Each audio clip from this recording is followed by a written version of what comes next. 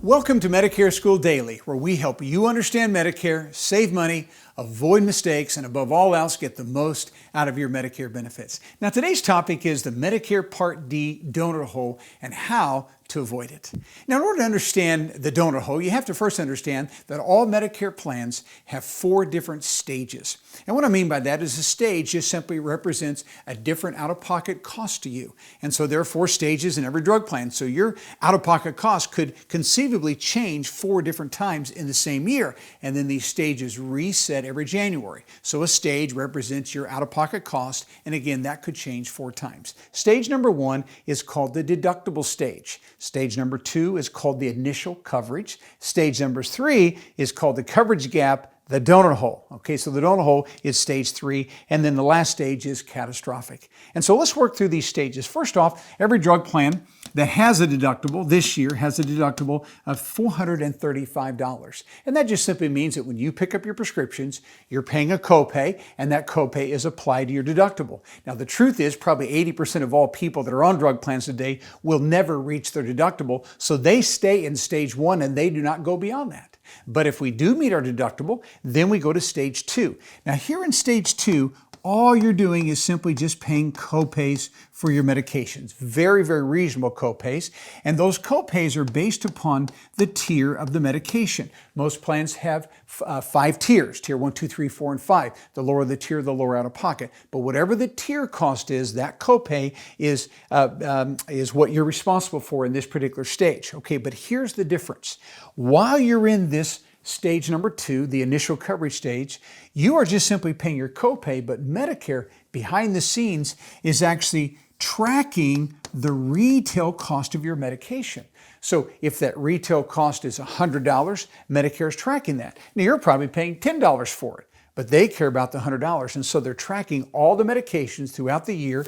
And then if you ever reach a certain retail total for the year, which is called the threshold, this year, that is $4,020. Now, you didn't pay that. That was the retail cost of your medications. So let's say you're an insulin-dependent diabetic and the total retail cost of your meds are maybe $1,000 in the month. That means it's going to take about 4 months to get there.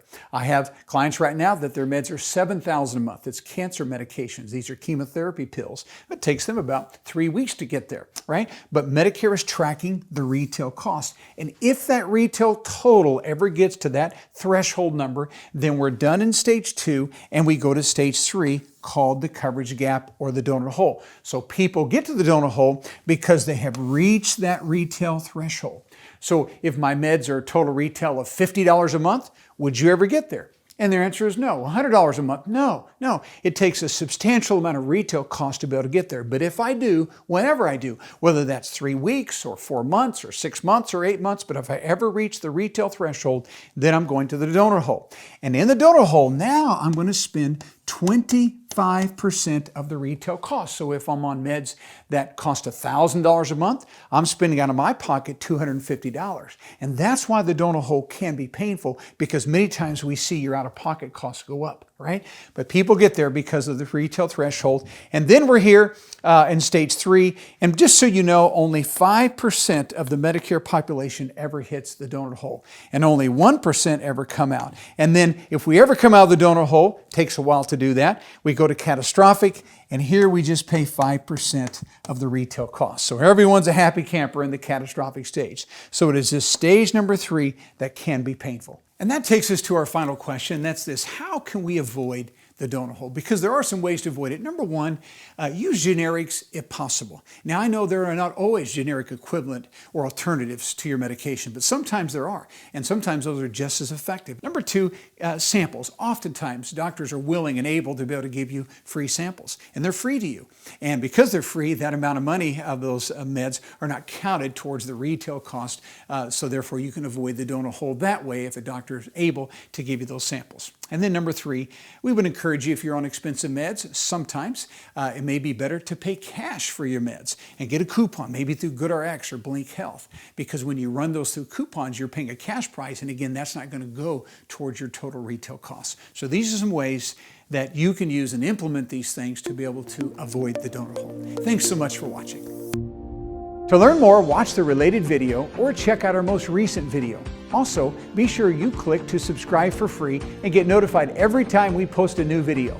To watch our complete Medicare workshop, go to MedicareSchool.com. And finally, when you're ready to compare all your insurance options and get free enrollment help from one of our Medicare School guides, call the number on the screen. See you next time.